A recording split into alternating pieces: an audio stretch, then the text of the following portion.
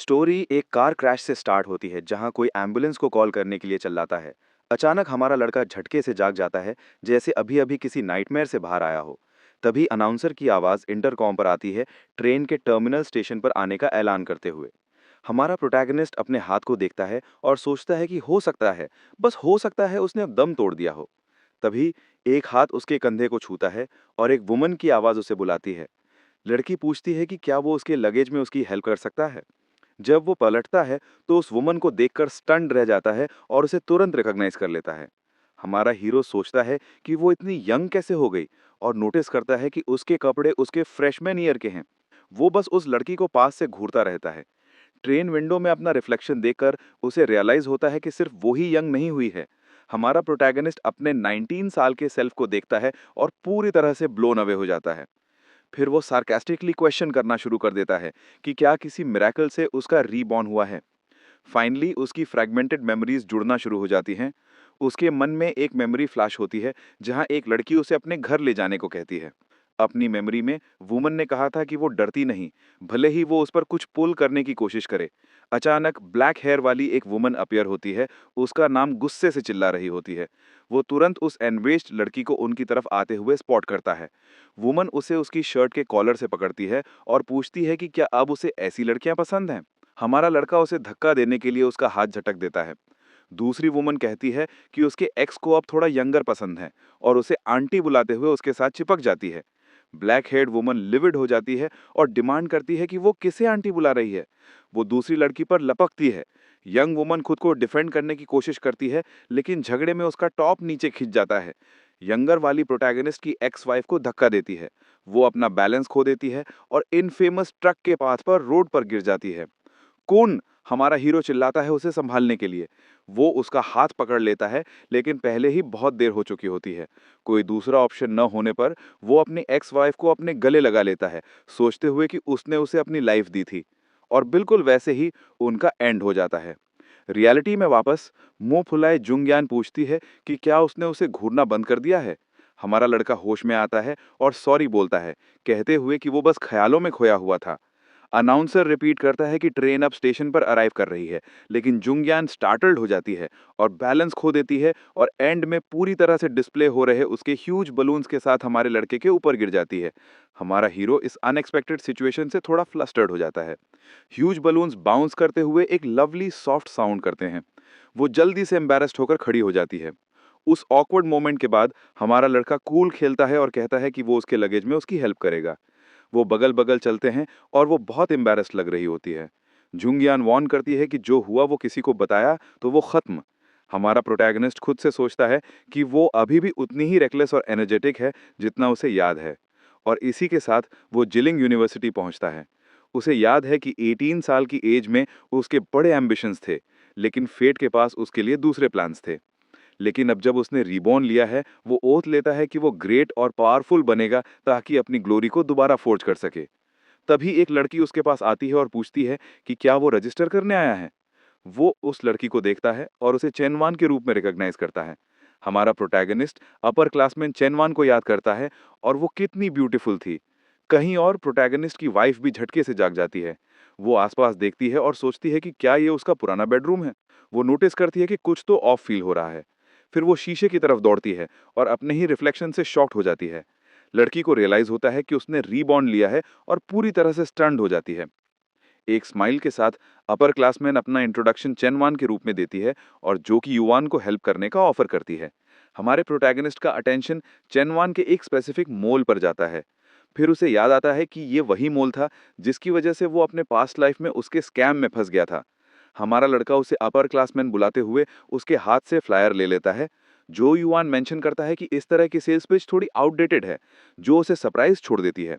Chain freshman की इस audacity से शॉक्ड है और पूछती है कि उसने अभी क्या कहा। हमारा प्रोटैगनिस्ट उसके लिए फ्लायर्स प्रमोट करने का ऑफर करता है और वो कमीशन रख सकती है। लड़की हैरान रह जाती है और पूछती है कि क्या वो सीरियस है, सोचते हुए कि वो इस किड का यूज दूसरे फ्रेशमैन को प्रोडक्ट पुश करने के लिए कर सकती है। तो फ्लायर्स हमारे प्रोटैगनिस्ट को हैंड ओवर करती है और उसे बेस्ट करने को कहती है। चैनवान कहती है कि वो बाद में उसके रिजल्ट्स चेक करेगी और बाय वेव करती है। हमारा हीरो सोचता है कि अपने पास्ट लाइफ में वो बहुत नाइस थी और उसे उसके डॉम तक वॉक करवाया था। जल्द ही वो अपने डॉर्म बिल्डिंग पहुंचता है और किसी को स्कूल के बारे में कंप्लेन करते हुए सुनता है। इसके साथ ही हमारा लड़का धीरे से अपने रूम का डोर खोलता है और अंदर वो रेड हेयर वाले एक गाय को लाइफ के बारे में कंप्लेन करते हुए देखता है। गाय जल्दी से प्रोटैगनिस्ट की तरफ चलता है। वो अपना इंट्रोडक्शन चांग के रूप में देता है और कहता है कि वो जो युआन का आने का वेट कर रहा था ताकि डॉम कंप्लीट हो जाए। वो एक दूसरे से इंट्रोड्यूस होते हैं। चांग हाउ सरप्राइज्ड है जानकर कि वो दोनों सेम सिटी से हैं।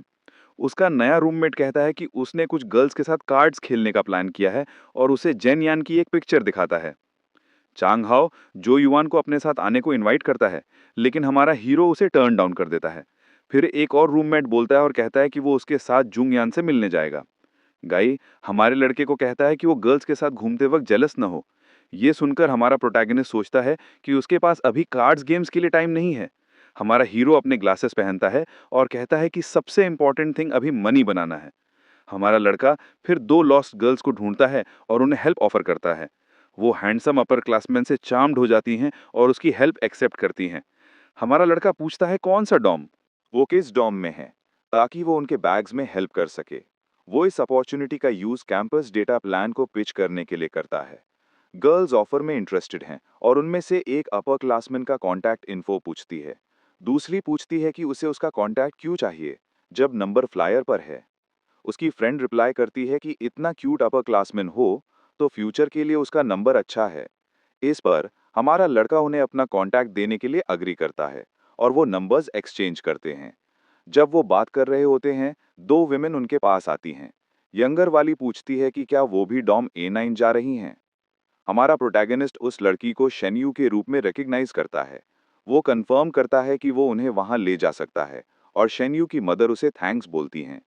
फिर उसकी मॉम रिमार्क करती हैं कि कैंपस कार्ड यूजफुल लगता है और जाओ युअन को उनका कॉन्टैक्ट ऐड करने को कहती हैं।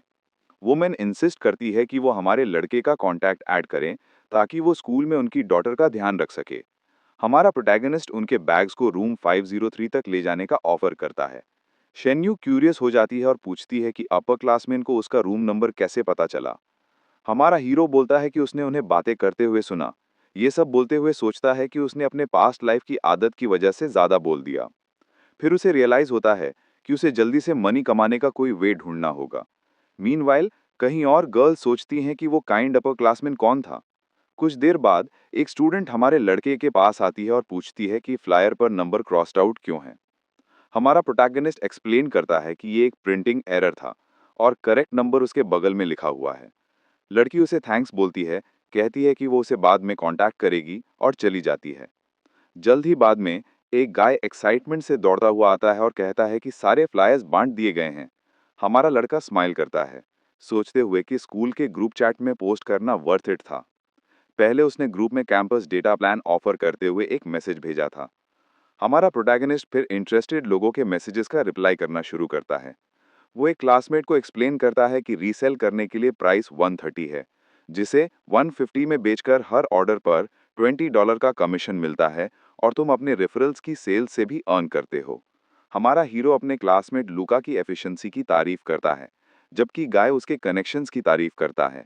तभी एक लड़की पास आती है और पूछती है कि क्या वो भी कमीशन अर्न कर सकती है। शुआ शॉक हो जाता है लेकिन को देखकर, फ्यूचर प्रीटी के डिप्लोमैट। लड़की फिर से पूछती है कि क्या कमीशन सच में हर पर्सन पर 20 है। हमारा लड़का कंफर्म करता है और उसे एक बेटर ऑफर देता है। अगर वो आज 30 लोग लाती है तो वो उसे जनरल कैंपस एजेंट बनाएगा, जिसमें हर पर्सन पर $30 का कमीशन मिलेगा। लेकिन की आंखें डॉलर साइन से चमक उठती हैं जब वो प्रपोजल सुनती हैं। एक्साइटेड लेकिन डील सील करती है कहते हुए कि वो लिस्ट बाद में भेज देगी। फिर वो सोचता है कि ये एक ह्यूज अपॉर्चुनिटी है और उसकी यूनिवर्सिटी लाइफ इंटरेस्टिंग हो रही है। शुआ पूरी तरह से बैफल्ड है हमारे प्रोटैगनिस्ट को इतनी जल्दी एक डील क्लोज करते हुए देखकर। गर्ल्स के डॉम में प्रोटैगनिस्ट की एक्स वाइफ उसे कॉल करती है, लेकिन वो नंबर अभी एग्जिस्ट नहीं करता है। अचानक उसकी फ्रेंड जंगयान उसे कॉफी शॉप और कार्ड्स गेम के लिए बुलाती है। वाइफ इनविटेशन तुरंत एक्सेप्ट करती है। जंगयान सरप्राइज्ड है और सोचती है कि क्या वो हमेशा से इतनी इजी गोइंग थी, क्योंकि पहले वो ज्यादा अलूफ लगती थी। प्रोटैगनिस्ट की वाइफ रिप्लाई करती है कि वो बस अपने रूम में बोर हो रही थी और वो बाहर जाने से पहले अपना मेकअप टचअप कर लेगी। उसकी फ्रेंड नोटिस करती है कि वो कितनी हैप्पी है और पूछती है कि क्या उसका बॉयफ्रेंड वहां होगा। वो पूरी तरह से फ्लस्टर्ड हो जाती है और रिप्लाई करती है कि वो अभी तक उसका बॉयफ्रेंड नहीं है। वो खुद से सोचती है कि वो उसका फ्यूचर हस्बैंड है। थोड़ी देर बाद वो दोनों कॉफ़ी शॉप पर बैठे वेट कर रहे होते हैं। उस मोमेंट पर हमारे लड़के के रूममेट्स आते हैं और जंगयान को बुलाते हैं। एक्साइटेड वो पलट जाती है सोचते हुए कि वो प्रोटैगनिस्ट है, लेकिन जब उसे रियलाइज़ होता है कि वो नहीं है, तो उसका फेस उतर जाता है। वो फ्रस्ट्रेटेड हो जाती है और पूछती है कि वो क्यों है और जाओ युन कहाँ है। चैंग हाओ रिप्लाई करता है कि हमारे प्रोटैगनिस्ट को कुछ काम था और वो आ नहीं पाएगा। वो सरप्राइज्ड है और सोचती है कि ये कैसे पॉसिबल है। हो सकता है ये उसके रीबर्थ का बटरफ्लाई इफेक्ट हो। यान उसे टीज करती है कहते हुए कि वो स्टूड अप हो गई, लेकिन जल्द ही खुद को करेक्ट करती है कहते हुए कि हो सकता है वो बस बिजी हो। एक्स वाइफ सोचती है कि उसने एक इनवैलिड नंबर पर कॉल किया, लेकिन सोचती है कि इस लाइफ में कुछ चेंज हो गया होगा। गाइज में से एक बात स्मूथ करने की कोशिश करता है और उसे कार्ड्स खेलने के लिए इनवाइट करता है, लेकिन वो ज़्यादा इंथुजियास्टिक नहीं लगती। कहीं और हमारा प्रोटैगनिस्ट एक स्टोर पर पहुंचता है। एक फ्रेंडली एम्प्लॉय उसे ग्रीट करती है और पूछती है कि वो उसकी हेल्प कैसे कर सकती है। हमारा हीरो स्टोर मैनेजर को मांगता है क्योंकि उनकी एक डील डिस्कस करने के लिए अपॉइंटमेंट थी। वुमेन फिर उसे स्टोर मैनेजर के ऑफिस तक ले जाती है। वो हमारे लड़के की स्ट्रॉन्ग प्रेजेंस से इम्प्रेस्ड है, भले ही वो इतना यंग है। वो पहुंचता है। वो एक डोर पर पहुंचता है जहां ऑफिस का साइन लगा है। मैनेजर पूछती है कि क्या वो यंग मैन है जो उनका एजेंट बनना चाहता है, और कहती है कि उसमें बहुत हिम्मत है। हमारा प्रोटैगनिस्ट उसे 247 इंटरेस्टेड न्यू स्टूडेंट्स की एक लिस्ट दिखाता है और कहता है कि ये तो बस शुरुआत है। वुमन इम्प्रेस हो जाती है कि कुछ ही डेज में इतनी सेल्स वॉल्यूम। हमारा लड़का कहता है कि 150 प्लान के लिए बेस्ट वो 70 का डिस्काउंट ले सकता है, लेकिन उसे 80 चाहिए। मैनेजर डिस्काउंट के लिए एग्री करती है और उसकी बोल्डनेस की तारीफ करती है। हमारा प्रोटैगनिस्ट फिर पूरे डिस्ट्रिक्ट के लिए एजेंसी राइट्स मांगता है, साथ में 60% कमीशन और 30% एडवांस। वो उसके पास आती है और पूछती है कि क्या वो पूरा केक लेना चाहता है और उसका बेस कॉस्ट क्या है। हमारा प्रोटैगनिस्ट कहता है कि उसकी फैमिली इस बिजनेस में है, इसलिए वो उससे कुछ छुपा नहीं सकती, और गारंटी देता है कि वो मार्केट का 40% कैप्चर करेगा। वुमन यंग मैन के इस एम्बिशन से इम्प्रेस होकर डील क्लोज करती है और कहती है कि मर्चेंडाइज अग्रीड अपॉन टाइम और प्लेस पर डिलीवर हो जाएगा। फिर वो पूछता है कि क्या वो कॉन्ट्रैक्ट अभी साइन कर सकते हैं, और वो तुरंत अग्री करती है, उसे बॉस लू बुलाते हुए। मैनेजर सोचने लगती है, नोटिस करते हुए कि हमारे हीरो का माइंड एक 18 साल के लड़के से कहीं ज़्यादा डीप है और उसका कंपोजर रेयर है। कॉन्ट्रैक्ट साइन करते वक्त हमारा लड़का उससे एक और चीज़ पूछता है। फिर उसे याद आता है कि उसकी स्टोर कॉन्ट्रैक्ट पर एप्पल फ़ोन्स भी ऑफर करती है। कॉफ़ी शॉप पर वापस प्रोटैगनिस्ट की एक्स वाइफ कार्ड्स का एक राउंड खेल रही है। प्रोटैगनिस्ट के फ्रेंड्स में से एक कंप्लेन करता है कि उसने अकेला 9 चलाकर ओपोनेंट को विक्ट्री दे दी। दूसरा सिचुएशन काम करने की कोशिश करता है और अपने फ्रेंड को उसे खेलना सिखाने को कहता है। गाय रिफ्यूज करता है कहते हुए कि ये ऑब्वियस है कि वो और हमारा हीरो कपल हैं और उसके लिए सिखाने को कुछ नहीं है। एक्स फाइव सॉरी बोलती है कहते हुए कि वो गेम में अच्छी नहीं है और रेस्टरूम की तरफ चली जाती है। फिर वो ग्रुप से दूर हो जाती है। वो सोचती है कि जो युवान क्यों नहीं आया और क्यों उसकी पास्ट लाइफ से सब कुछ इतना डिफरेंट है। फिर वो उसे दोबारा कॉल करने की कोशिश करती है, होप करते हुए कि इस बार कॉल लग जाएगा।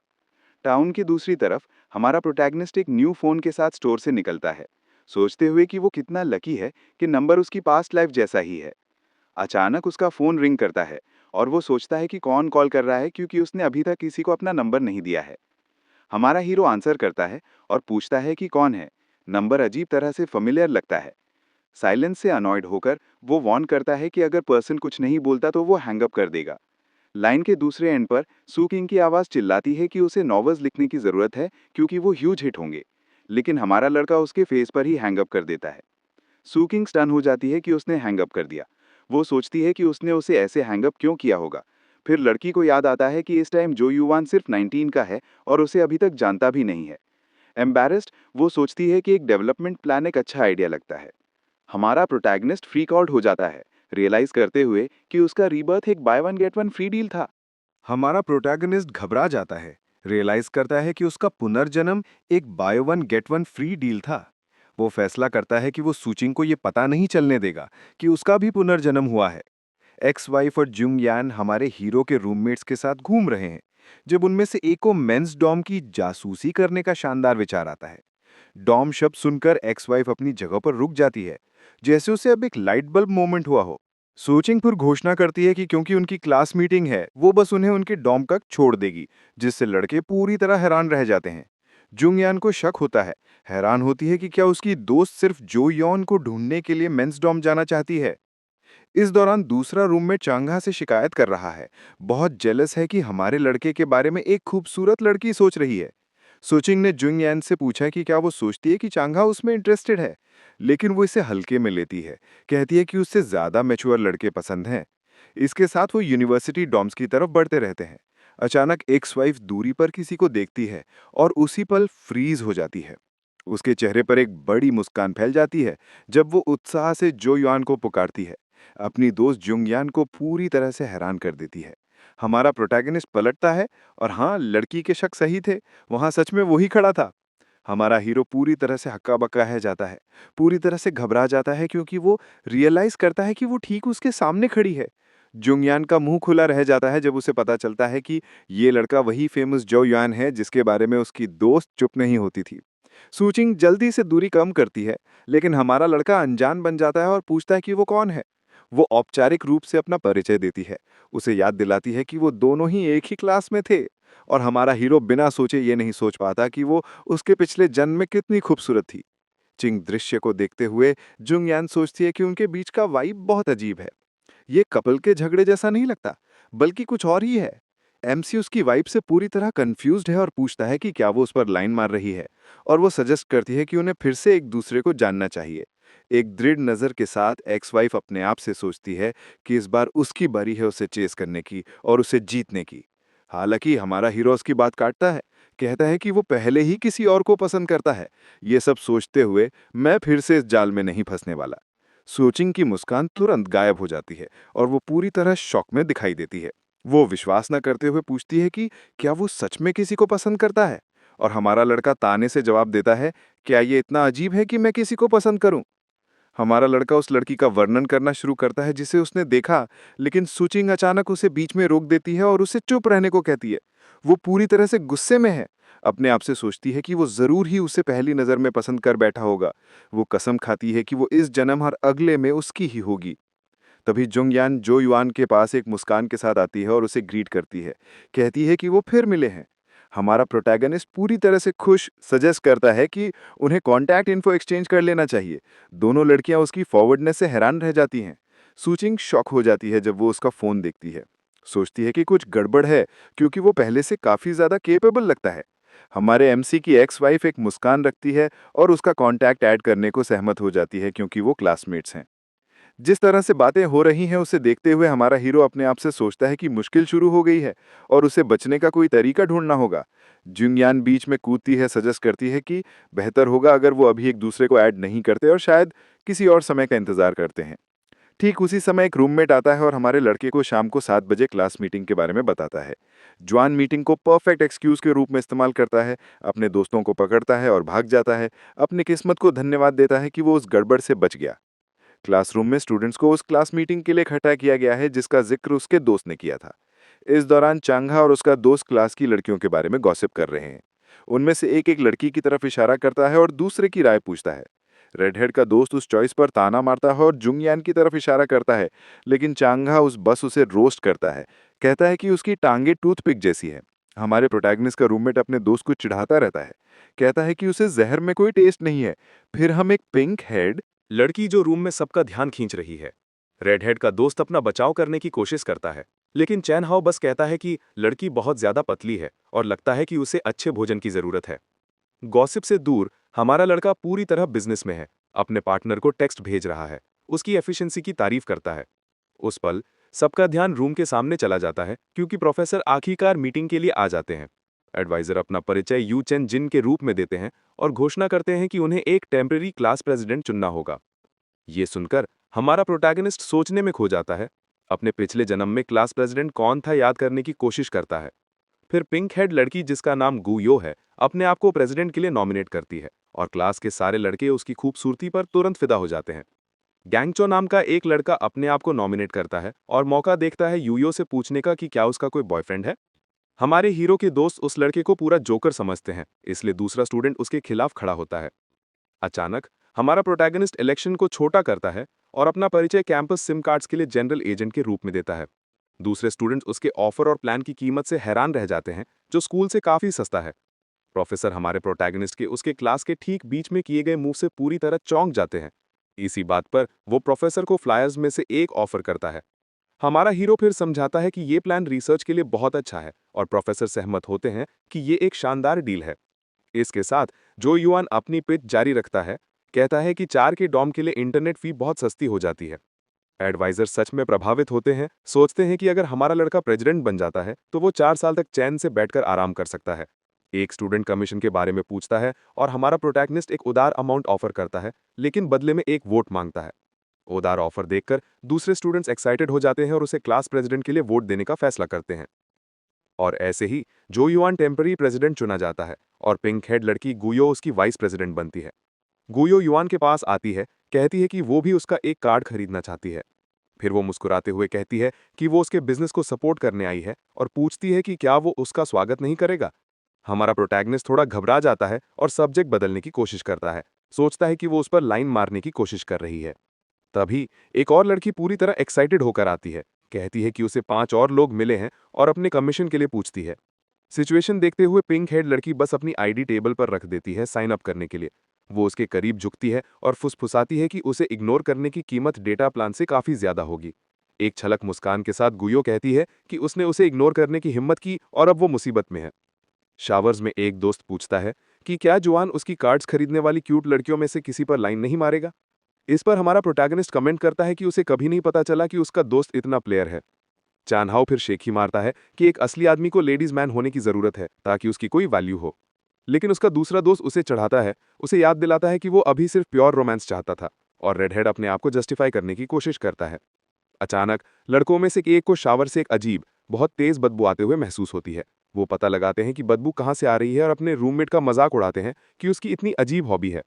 हमारा हीरो फिर मजाक को रोकता है और समझाता है कि ये बस फटिया फ्लावर्स की बदबू है।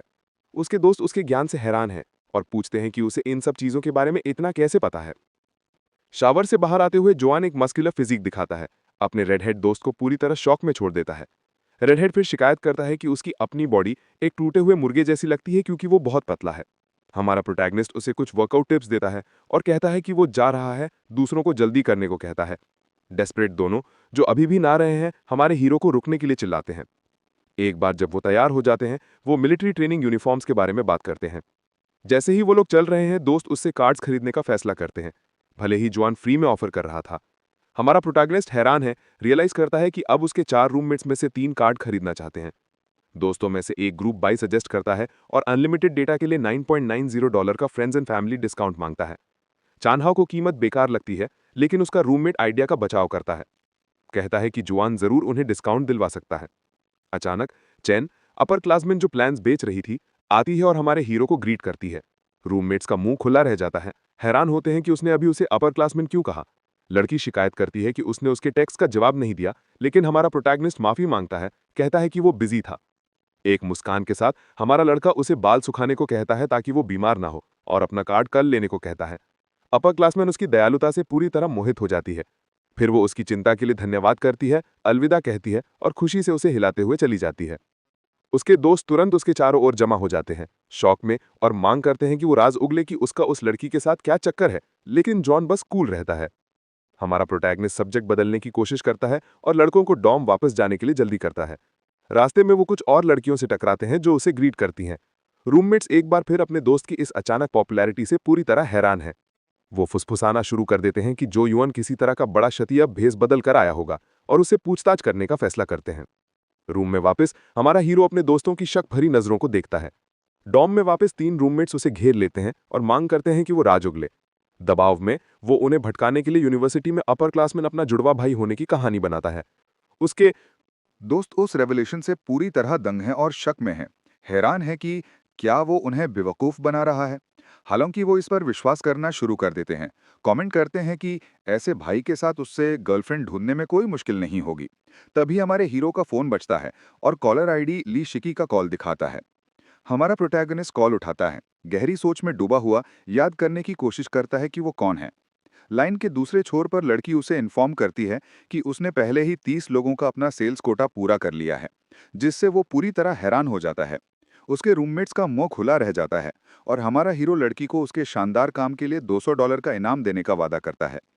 वो पूछता है कि उसने इतनी जल्दी ये कैसे किया, और लड़की जानना चाहती है कि क्या उसे उसके नए आइडिया के लिए कंपनी बोनस मिलेगा।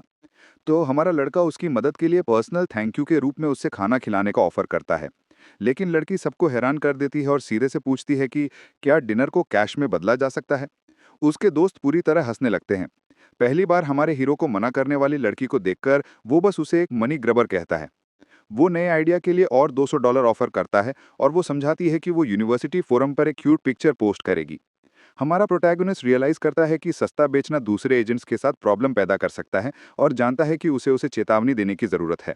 वो प्लान पर सहमत हो जाता है और अगले दिन उसे $200 का इनाम देने का वादा करता है, जिससे लड़की बहुत एक्साइटेड हो जाती है। डील सील होने के बाद हमारा प्रोटैगनिस्ट आखिरकार फोन रख देता है और बातचीत खत्म करता है। उसके दोस्त तुरंत जॉन पर दबाव डालते हैं कि वो कन्फेस करे कि फोन पर लड़की कौन थी, उसे उसके बिजनेस कोऑपरेशन के बारे में चिढ़ाते हुए। हमारा प्रोटैगनिस्ट शेखी मारता है कि वो ज्यादा अच्छा दिखता है और बिजनेस में ज्यादा अच्छा है, इसीलिए लोग उससे पार्टनरशिप के लिए कांटेक्ट करते हैं। वो सबको कहता है कि सो जाएं क्योंकि देर हो गई है, और एक रूममेट सेल्स में मदद करने के लिए जल्दी जगाने को कहता है। बाद में बिस्तर पर हमारे हीरो को एक बुरा सपना आता है और उसे अपनी एक्स वाइफ याद आती है, जो उसे कह रही थी कि उसे हमेशा उसे प्यार करना चाहिए। याद आगे बढ़ती है जहां वो उसे डरावने तरीके से धमकी देती है अगर उसने कभी गड़बड़ करने की हिम्मत की। उसके आंखों में पागल नजर के साथ सूचिंग कहती है कि उसने अगर कभी उसे धोखा दिया तो वो अगले जन्म में दुनिया के अंत तक उसका पीछा करेगी। उसके बाद हमारा प्रोटैगनिस्ट डर के साथ सांस फूली हुई होश में आता है। फिर वो रियलाइज करता है कि अगला जन्म सच में रियल है और कंफ्यूज है क्योंकि उसने कभी अपनी एक्स वाइफ के साथ बुरा सलूक नहीं किया।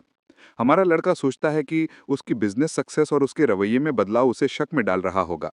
हमारा हीरो फैसला करता है कि उसे उसकी जांच करने का कोई तरीका ढूंढना होगा ताकि पुष्टि हो सके कि क्या उसका भी पुनर्जन्म हुआ है। अगले दिन हमारा हीरो और उसका रूममेट क्लासरूम में मिलिट्री ट्रेनिंग यूनिफॉर्म्स ऑर्गेनाइज कर रहे हैं। तभी गोयो आती है और उसे ग्रीट करती है, हैरान होते हुए उसे इतनी सुबह यहाँ देखकर। जॉन उससे कहता है कि उसका टाइमिंग परफेक्ट है, जिससे पिंक हेड लड़की थोड़ी कंफ्यूज हो जाती है। फिर वो समझाता है कि उसके पास वक्त की कमी है और उसे क्लास के दूसरे स्टूडेंट्स को यूनिफॉर्म्स डिस्ट्रीब्यूट करने में मदद करने को कहता है।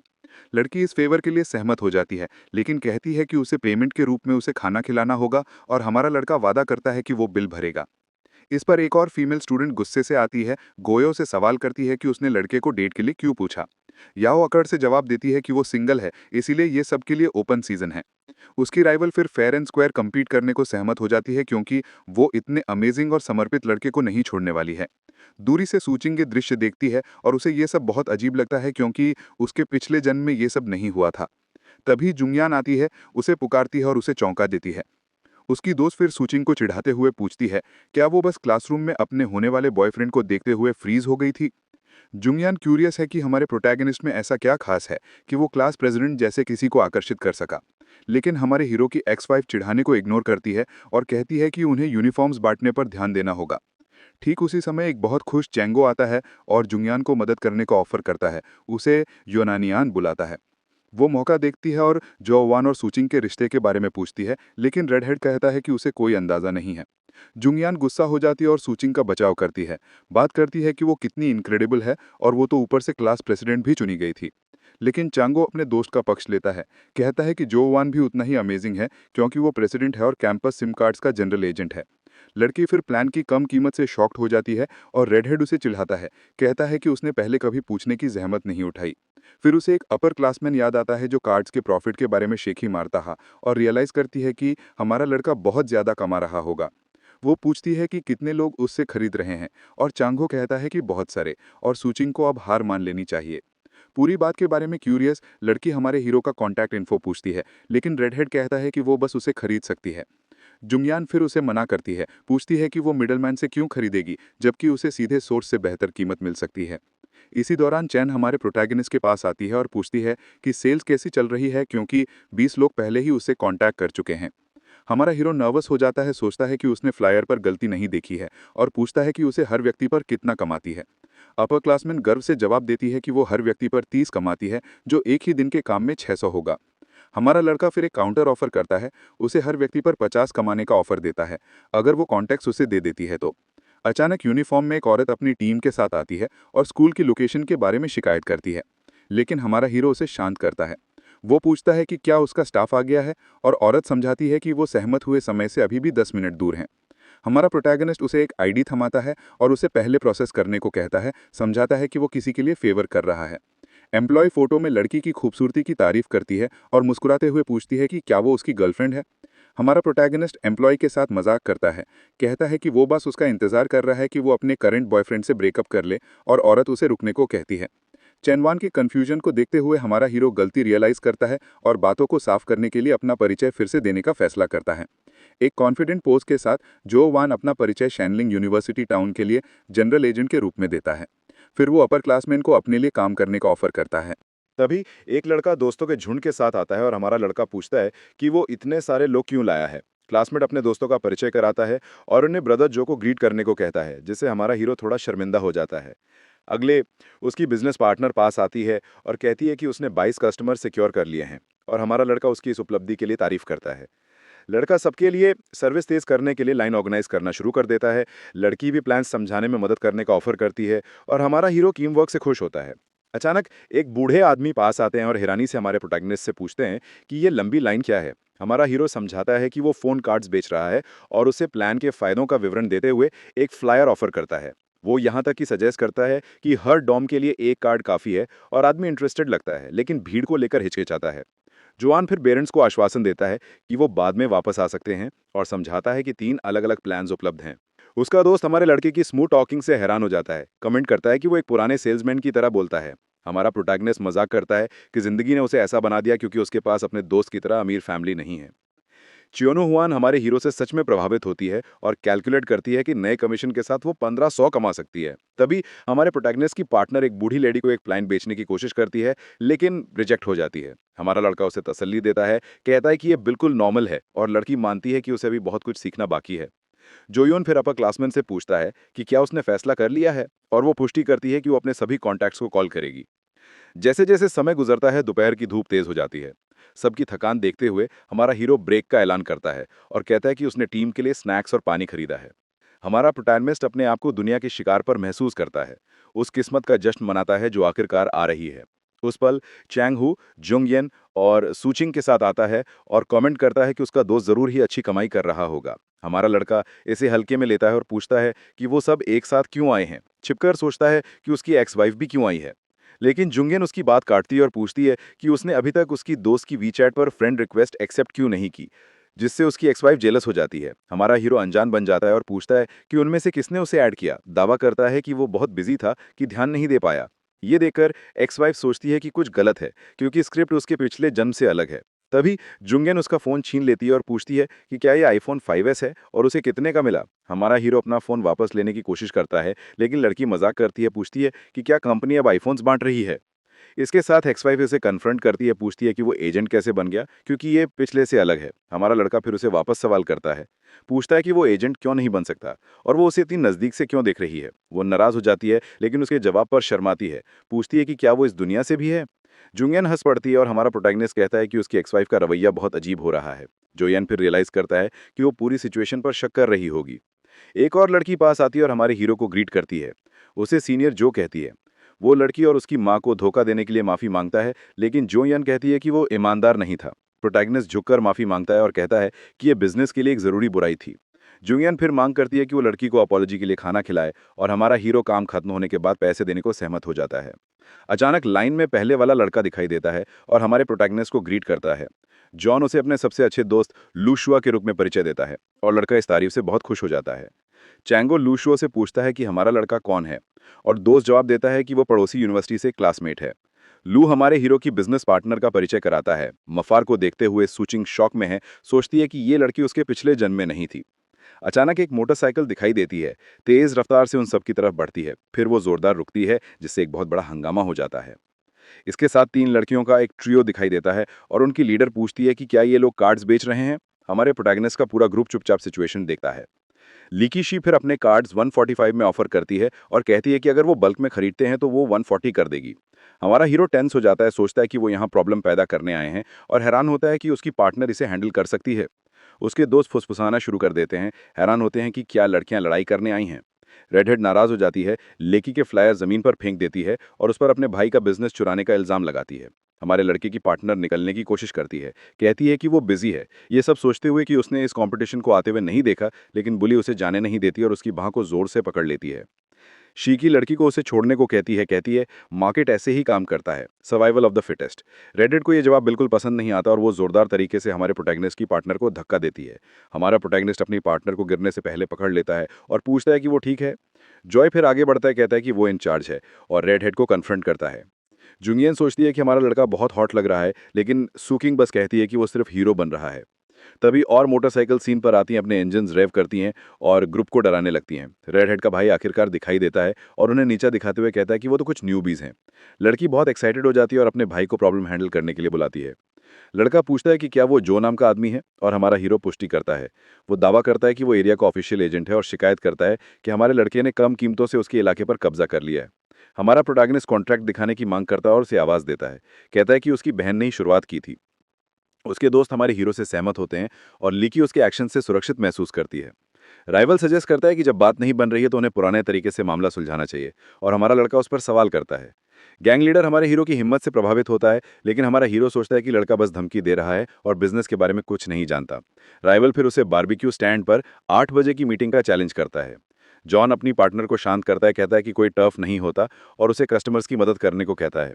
जुंगियन हमारे हीरो के हीरोइक एटीट्यूड की तारीफ करती है और सूचिंग को चेतावनी देती है कि उसे जीतना आसान नहीं होगा। इस पर वाइफ नोटिस करती है कि उसका प्रोटेक्टिव नेचर उसके भविष्य के सेल्फ जैसा ही है और सच में शक करने लगती है। चुंगहाओ फिर जुंगियन को सलाह देता है कि वो हमारे प्रोटैगनिस्ट की मेसी लव लाइफ से दूर रहे। सूचिंग उसे कन्फ्रंट करती है और पूछती है कि क्या लीकी वो लड़की है जिसे उसने पसंद करने को कहा था। हमारा हीरो पे ठंडे तरीके से जवाब देता है कि ये उसकी